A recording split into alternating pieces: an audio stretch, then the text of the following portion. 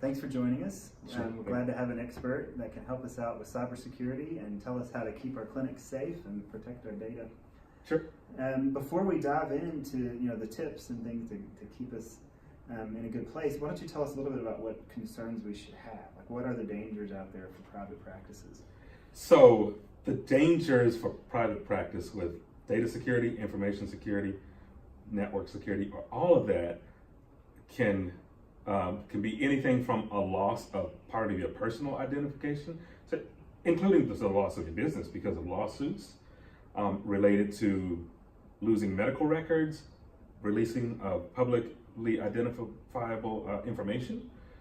Man, there's so many things that can happen and that have happened. It really depends on who's involved in, we would consider it a data breach. So who's involved in the breach would then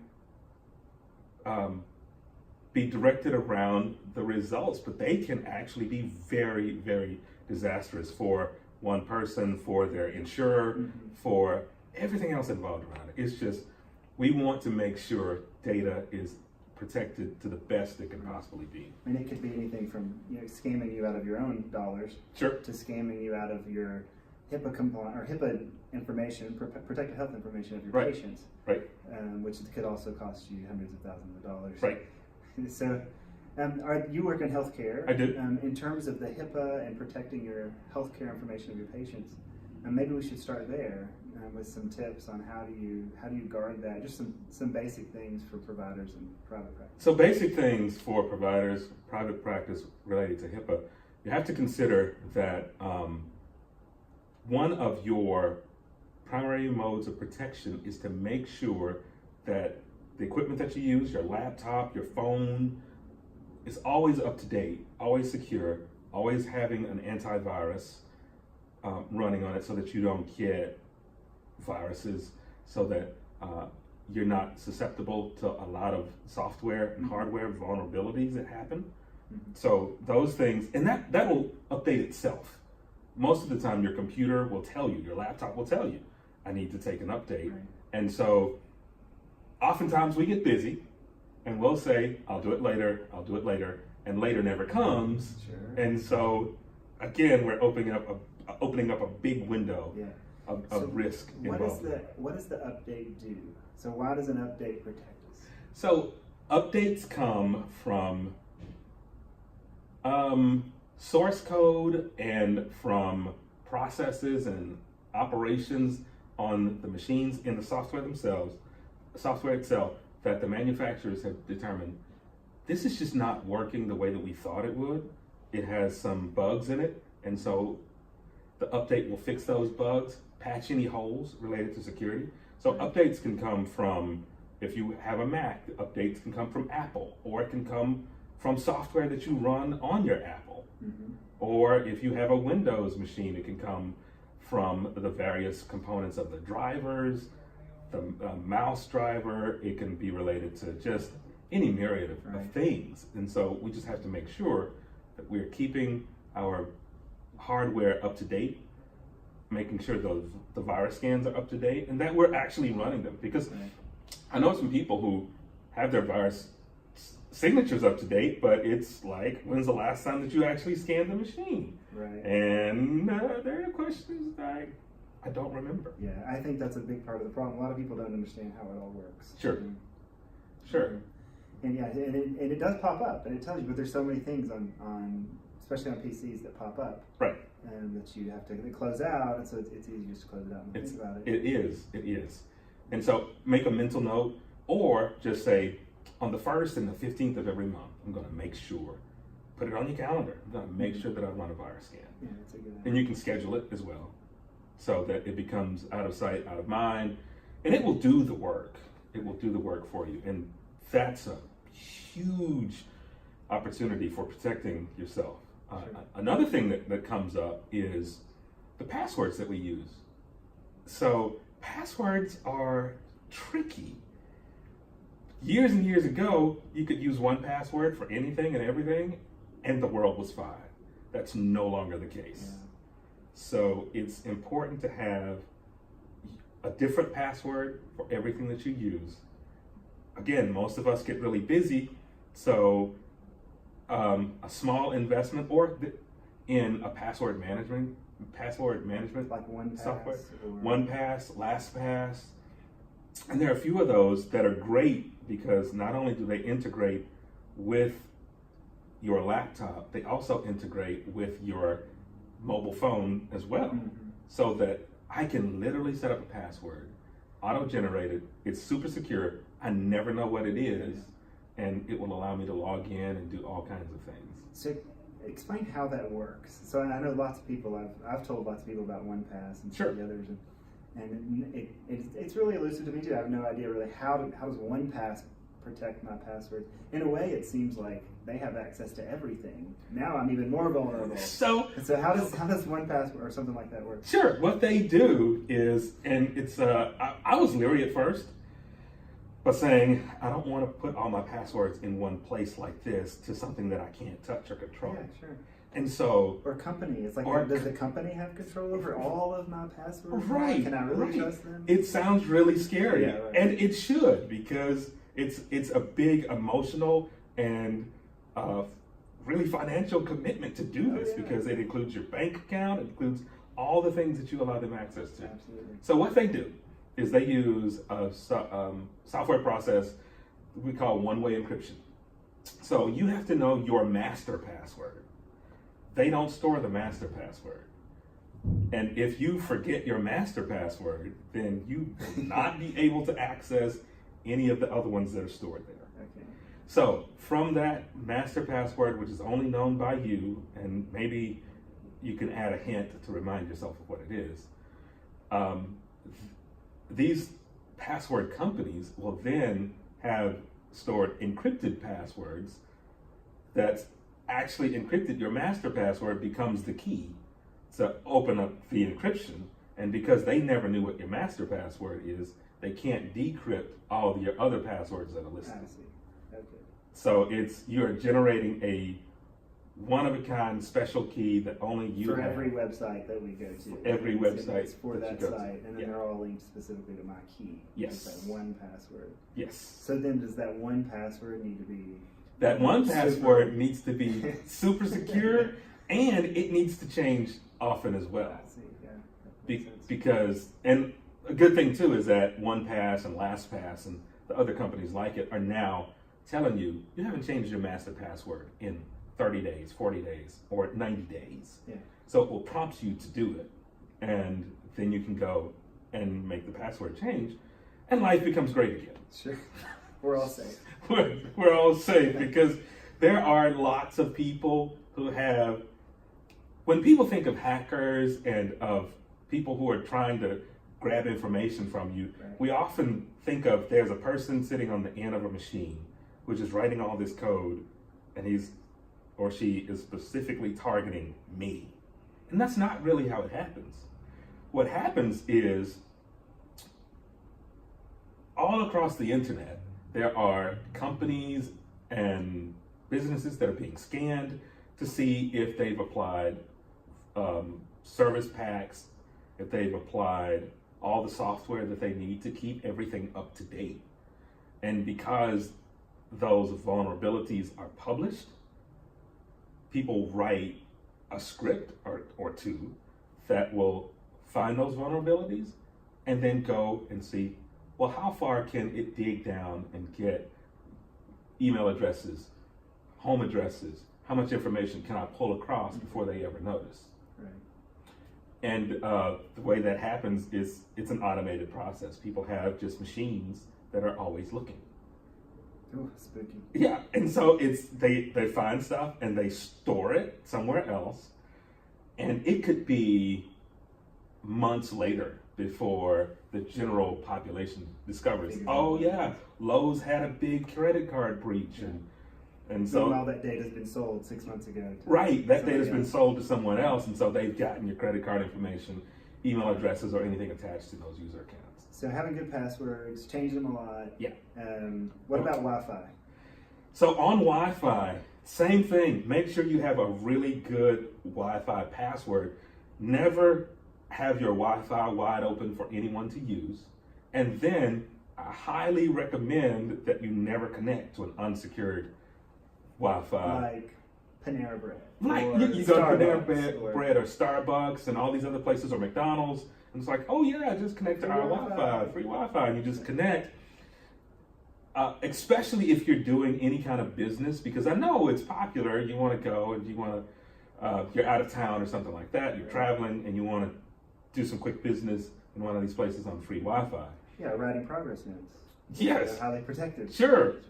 And what happens is there could be anybody, I mean literally anybody who's sitting in the same McDonald's and who is able to reach into your machine because you're now on a public Wi-Fi basically. Mm-hmm. A couple of simple things you can do to avoid that is you could find a reliable VPN that gets a little more complicated, but it's a virtual private network that allows you to, I'm on an unsecured Wi-Fi, but I can set up my own little electronic fence basically around my machine and my data. Those take a little more research to find, but for the quick and easy, low-hanging fruit, don't connect to an open Wi-Fi. Is the easiest thing to do. So when some of the open Wi-Fi's will have the option of the Xfinity connection, and it makes you log in. Yeah.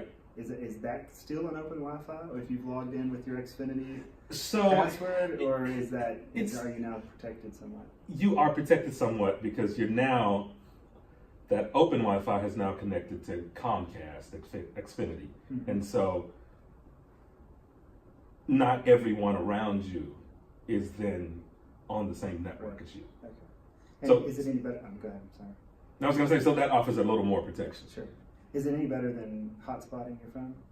Is that So hotspotting your phone, if you have that ability and you're in a good spot, is actually much better than open Wi-Fi. okay? Because hotspotting your phone is the same as you browsing directly using your data plan to your phone provider. So that's a good option for progress note writers and coffee shops. Yes, Hotspot yes. the phone. Hotspot, if you have to choose between should I use this open Wi-Fi or should I use this hotspot, go with your phone hotspot. Okay. Because oftentimes the phone hotspot is going to give you a faster connection, faster and more reliable connection too. Yes. Because only you. Yeah. Sure. As far as devices work, are there any pros and cons with using Apple versus PC in terms of protecting our health information, our business information, cybersecurity? Does it matter? So I prefer Apple. I prefer the Mac line over PC. And it's really, there are more PCs in the world, and so there are more people interested in writing viruses and bloatware and all kinds of things that would attack a PC. That's not to say that our Macs are free from any harm or free from any intrusion. That's not the case, and I wouldn't ever say that. It's just that it's more difficult. On a Mac, you have to go through more conscious steps to be susceptible. You have to allow this, allow that, and that launch programs and all kinds of things like that. Yeah, that makes sense. Yeah, so that's why I just prefer the thoughtfulness behind the OS. Sure. And another layer of security that offers there. One of the things I did want to ask you about is going back a step on password encryption. Yeah. What about how Chrome and Safari both offer to save your passwords? Is this a bad idea, or are those actually encrypted? So those are... It's like a fake 1Pass or something. It is like a fake 1Pass. 1Pass is 1,000 times better. Okay. Because what can happen on Chrome or on Firefox does it. I'll tell you now, don't use Microsoft Internet Explorer. If you can avoid that one, please avoid it. If you can avoid Microsoft Edge, please avoid it. I highly recommend Chrome first, Firefox next. There's another one called Opera, which is also pretty good. But what they do is that they'll take your password and they store it in your profile on your machine. And so if your actual machine got compromised, someone could then go back through and using just a little technical savvy, expose what those passwords are. Okay, makes sense. Speaking of stored data on our devices, can you tell us a little bit about how encryption works on your computer? Since most of us in private practice are carrying around patient data in our computers. So if they're stolen, then there's a HIPAA breach, right? And so, yes. So computers can be encrypted. Right.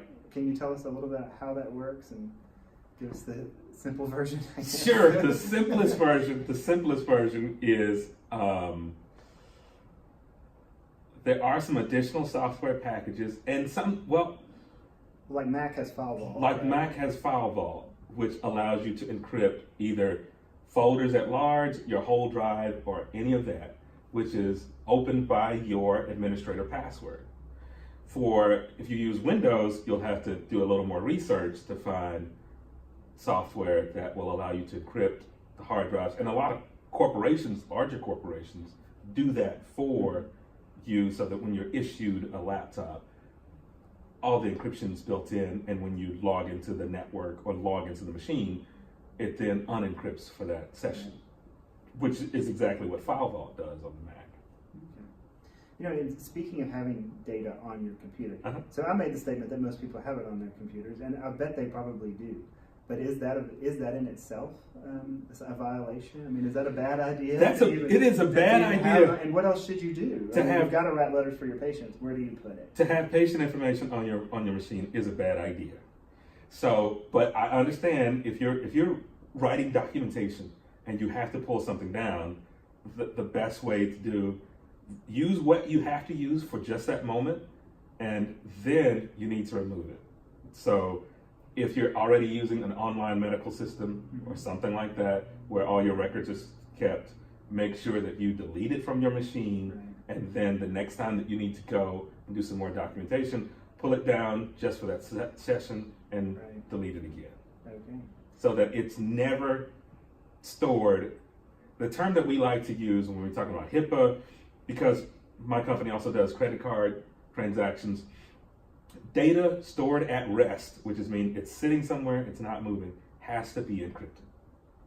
Because there are way too many opportunities for terrible things to happen related to you as a provider, your patients, related to your business, and there's just so many things that can go wrong with your practice and possible lawsuits and stuff.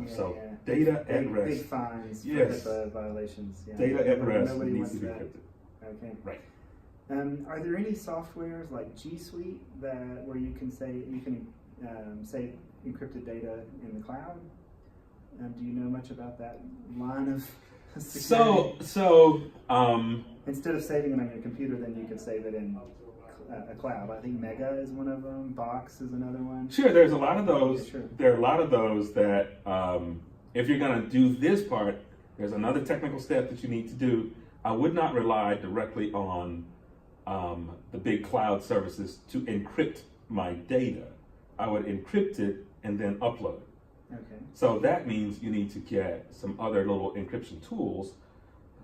For years and years and years, there was one called PGP, which is pretty good privacy, that allowed you to have. That's not very comforting. Right, that was It's pretty good. It's pretty good privacy. So it allowed you to encrypt, and you would have your own decryption key and all of that. So you would encrypt it and then upload it, which is what I recommend, is finding something that will allow you to encrypt locally before you place it on another machine. So it's about the transmitting it encrypted and then storing it encrypted. Yes. So that it's never open. Yeah. Because people can sniff. This sounds really sci-fi, but it's true. People can catch your transmissions, your data transmissions in progress to see that's not encrypted.